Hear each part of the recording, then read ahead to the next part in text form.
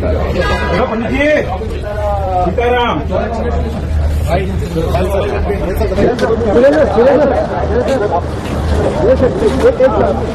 जेशा भाई को यार ट्रॉफी, यार मैं ये कह रहा हूँ कि हमारा कप्तान और हमारा कोच वो ट्रॉफी को हनुमान मंदिर ले जाना चाहते थे, उसके साथ जाना चाहते थे, ऑलमाइटी की ब्लेसिंग्स के लिए, ठीक था।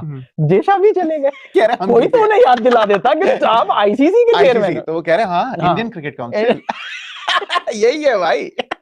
हम लोग का तो अपना टूर्नामेंट शुरू हो गया, हम उसमें खुश हैं। बाकी पीएसएल आएगा। पीएसएल की सबसे बड़ी खासियत यह है उसमें पाकिस्तान टीम हारती नहीं है, तो दुख नहीं होता, जो भी जीते अपने ही होते हैं। चपेड़ मारनी है इनके मुंह के ऊपर। अगत जी बॉम्बे तक चीखे जाएंगी। अगत जी आज तेरी चीखे जो निकाली तेरे सलमान अली हग्गा की, तेरे आसिफ मुनीर की, तेरे मोहसिन नकवी की, अब तुम्हें इतना मारते हैं तो मुंह खोलते क्यों हो यार? मुझे ये समझ नहीं आती। ये मोहम्मद आमिर भौंक रहा है, अच्छा सेमीफाइनल जाएगा, अच्छा फाइनल जाएगा और फाइनली जीतेंगे। अब बता, अब आके हमारे तल पे चाट ले। गिरेबान पकड़ते तो आईसीसी का पकड़ो ना। उसकी एग्जीक्यूटिव कमेटी के अंदर तमाम मुल्कों के लोग बैठे हुए यार। ये कहना कि इंडियन इन्फ्लुएंस है तो इतना तप्पड़ तुम्हारे में भी होना चाहिए कि साले तुम्हारा भी इन्फ्लुएंस चले। हालांकि हम पाकिस्तानी नहीं चाहते थे कि इंडिया ये वर्ल्ड कप जीत जाए, हमने तुम्हें हराने की दुआएं भी बहुत की, लेकिन हमारी दुआएं भी तुम्हारे सामने फीकी पड़ती नजर आई। लेकिन ऐसा सुनने में आ रहा है कि जीती है इंडिया वर्ल्ड कप, पर हो गया है घोप घोप पाकिस्तान का। पाकिस्तान से वैसी चीखने की आवाजें आती थी यार, जब घोप घोप हुआ था तभी तो पाकिस्तान पैदा हुआ था। फर्क बताऊं मैं दोस्तों आपको, फर्क क्या है? फर्क यह है कि कल जब फाइनल हो रहा था अहमदाबाद में, सूर्य कुमार यादव की कप्तानी में आईसीसी वर्ल्ड टी20 की ट्रॉफी लेकर कौन गया था मैदान में? एमएस धोनी और रोहित शर्मा, दो वो कप्तान जिन्होंने इंडिया को इससे पहले वर्ल्ड कप टी20 जिताए हैं। एक और तस्वीर आपने देखी होगी, इंडिया के तीसरे कप्तान, इनफैक्ट वो पहले थे जिन्होंने आईसीसी ट्रॉफी जीती, कपिल देव, वो भी उस प्रेस बॉक्स में थे, वो भी उस हॉस्पिटैलिटी बॉक्स में थे, और तीनों की एक साथ तस्वीर आई है। आपके वर्ल्ड कप जिताने वाले कप्तान इमरान खान कहां पर हैं? क्या खूबसूरती से साथ वो इज्जत देते अपने बड़ों को, क्या खूबसूरती के साथ अपने तीनों कप्तानों को बुलाया हुआ। आज वो खड़े हुए हैं और आज वो सेलिब्रेट कर रहे हैं, आज as India as unit celebrate कर रहे हैं। बहुत बहुत इंडिया को मुबारक हो और आपका मेरिट आपको मुबारक हो और खुशी मनाइए और जीते जाइए। 19 छक्के इन्होंने मारे इंग्लैंड पे, 18 छक्के मारे आज इंडिया ने यहाँ पर न्यूजीलैंड के ऊपर। तो आप अंदाजा लगा लीजिए कि यार छक्का मारना कोई मतलब कोई छक्का फिक्स करके दिखा दे मुझे कि ये छक्का फिक्स है यार। अबे छक्का मारने की एबिलिटी होगी तो मारोगे ना। आईसीसी बिक चुका है। आईसीसी अपनी मर्जी की टीम को टी20 वर्ल्ड कप का चैंपियन बनवा देता है और आईसीसी अपनी मर्जी के प्लेयर्स को टी20 वर्ल्ड कप का प्लेयर ऑफ द टूर्नामेंट का अवार्ड दे देता है। अभी भी ये लोग ढीठ के बच्चे पाकिस्तानी ये नहीं मान रहे कि इनकी क्रिकेट खत्म हो चुकी है और इंडिया बहुत सुपर पावर बन चुकी है और इनकी हैसियत नहीं हमसे कंपेयर करके। अभी भी रो रहा है फिक्सर आमिर। पहले कह रहा था सेमीफाइनल नहीं जाएंगे, फिर कहता है फाइनल नहीं जाएंगे, फिर कहता है फाइनल जीतेंगे। आज क्या कह रहा है कि भाई Abhishek played very well today, but आज जो क्रेडिट है ना वो न्यूजीलैंड की बॉलिंग को देना चाहिए, बिकॉज इतने छक्के खाए उन्होंने, सेम डिलीवरीज डाले हुए थे। मुझे ये नहीं समझ में आई कि बड़ा अजीब था, सेंटनर ने पहले हेनरी को बॉलिंग दी, फिर फिलिप्स को बॉलिंग दी, फिर पूरा प्लान चेंज कर दिया और मेरे को समझ नहीं आई। मैंने न्यूजीलैंड को भी इतने प्रेशर में नहीं देखा। तो बेटा इंडिया ने डाला ना प्रेशर में मार के। याद है 2011 में हम सेमीफाइनल जब इंडिया से चेन्नई में चंडीगढ़ में खेल रहे थे मोहाली में, तो हमने बड़ा जबरदस्त स्टार्ट किया। हफीज और कामरान अकमल ने 90 रन पे, ठीक है, 90 रन पे हमारी कोई विकेट नहीं थी और मैं भी एज ए कैप्टन रिलैक्स बैठा हुआ था कि हम जीत जाएंगे इंशाल्लाह। पहली विकेट गिरी है, उसके बाद क्राउड ने जिस तरीके से टीम को उठाया और टीम जिस तरह लड़ती हुई नजर आई है, हमारे कुछ बैट्समैन अंदर जाते हुए कांप रहे थे शोर की वजह से और शोर की वजह से। मैं खुद एज अ लीडर कप्तान बैठा हूं, देख रहा हूं कि एक आउट हुआ, हफीज आउट हुआ था, उसके बाद उनके प्लेयर हर बॉल के ऊपर, क्यों उनका पीछे इतना शोर था, तो वो हमारे ऊपर ऑनेस्टली प्रेशर आ गया था। पहले तो उनकी पॉलिसी जीत गई, फिर उनका सिस्टम जीत गया, मोस्ट इंपॉर्टेंट उनका मेरिट जीत गया। ये भी हो सकता था कि पैसे का मसरफ सही जगह ना होता। क्या रणजी की ट्रॉफी के खेलने वाले बच्चे पैसे नहीं कमा रहे? हम कर क्या रहे हैं? हम ऐसे लग रहा है अनारकली में बैठ के हम थोड़ी खेल रहे हैं। देखो ये तो होना ही है। हम थोड़ी खेल रहे हैं। देखो ये तो होना ही है। क्यों? हम कहाँ बैठे हैं? क्या मतलब? हम कहाँ बैठे हैं इस वक्त? हम एक स्पोर्ट्स शो में। स्पोर्ट्स शो ये कहाँ हो रहा है? इस्लामाबाद में। किसके लिए हो रहा है? अवाम के लिए। कहाँ की अवाम के लिए? पाकिस्तान की। उनकी टीम खेल रही है? नहीं। तो फिर चूरा नहीं बेच रहे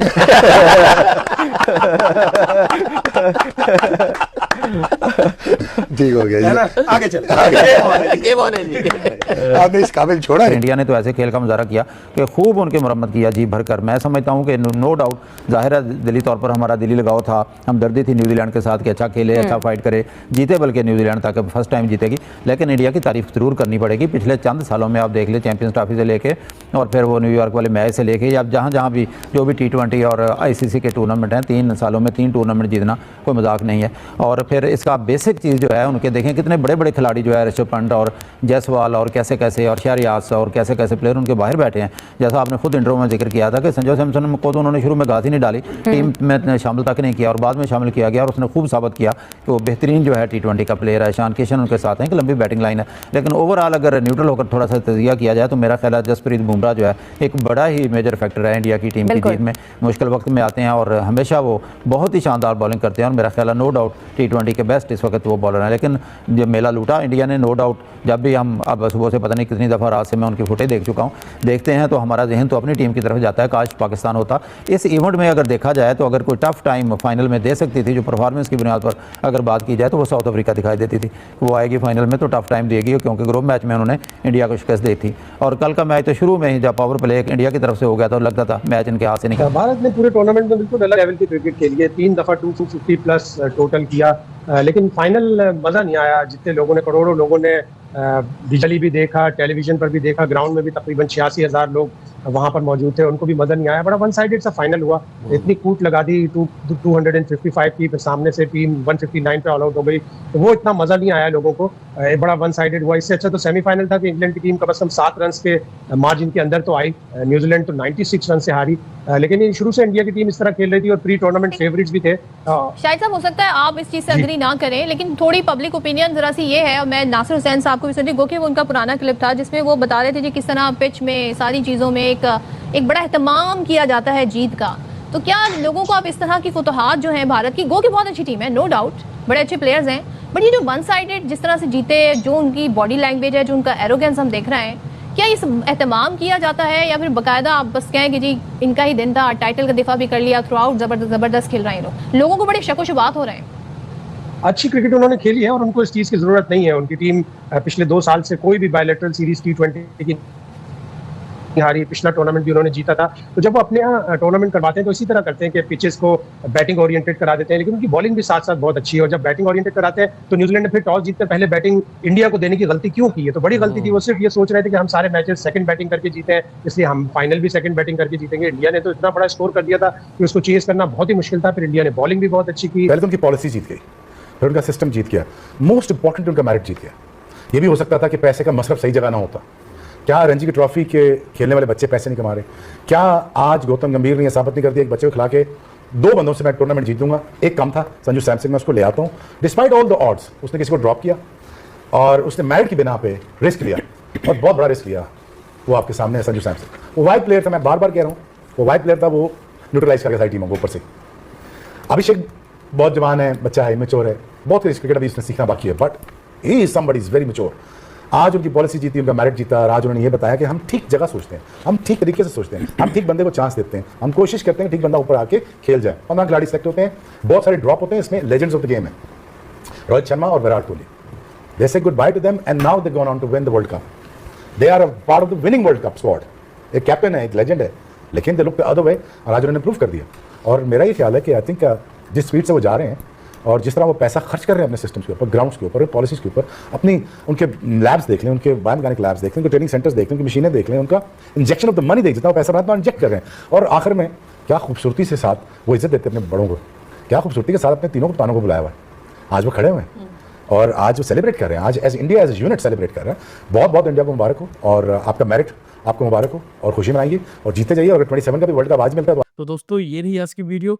दोस्तों भारत T20 वर्ल्ड कप का चैंपियन बनने के बाद अपनी जो वर्ल्ड कप की ट्रॉफी है उसे लेकर एक हनुमान जी के मंदिर पहुंचे, जहां भारतीय टीम के कप्तान सूर्य कुमार यादव और वहीं भारतीय टीम के हेड कोच गौतम गंभीर और ICC के चेयरमैन जय शाह भी मौजूद रहे और साथ ही साथ दोस्तों कई और भारतीय खिलाड़ी भी रहे। अब दोस्तों ये सब जब पहुंचे हनुमान जी के मंदिर और वहां पर ट्रॉफी के साथ पूजा अर्चना की, तो उसे लेकर दोस्तों सोशल मीडिया पर तरह तरह के लोग बातें करने लगे। खासतौर पर पाकिस्तानी जो लोग थे वो कहने लगे कि देखो किस तरीके से ICC इनको सपोर्ट करता है, ICC के चेयरमैन इस तरीके से इन लोगों के साथ जा रहे हैं। लेकिन अब दोस्तों इन जाहिलों को कोई अगर बता दे कि किस तरीके से वो ICC के चेयरमैन सिर्फ ग्राउंड तक हैं, ना कि ग्राउंड के बाहर। ग्राउंड के बाहर उनकी पर्सनल लाइफ है, वो एक सनातनी है, वो एक हिंदू है और वो एक भारतीय है, जिसकी वजह से वो भारतीय टीम के साथ इस तरीके से मंदिर में गए, ना कि आईसीसी के चेयरमैन के हिसाब से गए। अब ये छोटी-छोटी चीज़ें इन पाकिस्तानियों को समझाना बहुत ही मुश्किल है। और वहीं दोस्तों बीते कई सालों में जिस तरीके की पाकिस्तान की टीम का परफॉर्मेंस रही है, वो ना बदली है और ना ही इनकी टीम बदली है।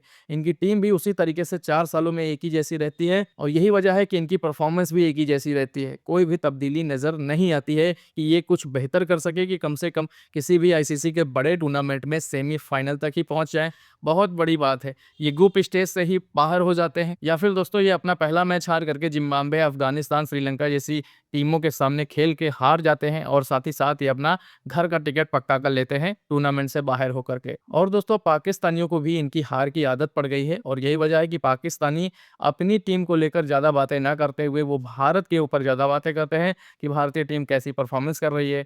उसमें इनको प्रॉब्लम दिखती है, कुछ ना कुछ इनकी गलतियां निकालना होता है, कुछ ना कुछ इनको आरोप लगाना होता है कि कहीं बॉल टेम्परिंग का आरोप लगाते हैं, कहीं पिच को लेकर आरोप लगाते हैं। तो इन्होंने पाकिस्तान की टीम से फोकस अपना छोड़ दिया है क्योंकि जब भी ये पाकिस्तान की तरफ फोकस करते हैं तो इन्हें फजीहत और बेइज्जती ही मिलती है। तो यही वजह है कि ये लोग का फोकस पूरी तरीके से भारतीय टीम पर है कि भारतीय टीम कैसा परफॉर्मेंस करती है, तभी इनका भिंडी रोना चालू हो जाता है। क्योंकि दोस्तों इन सोशल मीडिया वालों को तो पता है कि भाई पाकिस्तान की बातें करेंगे तो इनका कोई भला नहीं होने वाला है, ये सोशल मीडिया पर फ्लॉप हो जाएंगे। ये अगर भारत की बातें करेंगे, अगर भारत की चीजों में जबरदस्ती खामियां निकालेंगे, गलतियां निकालेंगे और आरोप लगाएंगे, तब इनका कुछ हो सकेगा सोशल मीडिया पे। इनको भी अच्छे से पता है कि इनका काम भारत के बगैर नहीं चलना है। तो चलिए दोस्तों आज की वीडियो को ज़्यादा लंबा ना करते हुए वीडियो करते हैं यहीं पर खत्म और मिलते हैं दोस्तों ऐसे एक और नई वीडियो में। बाकी आज की आपको वीडियो कैसी लगी, आप लोग अपनी राय हमारे साथ कमेंट बॉक्स में जरूर साझा करें।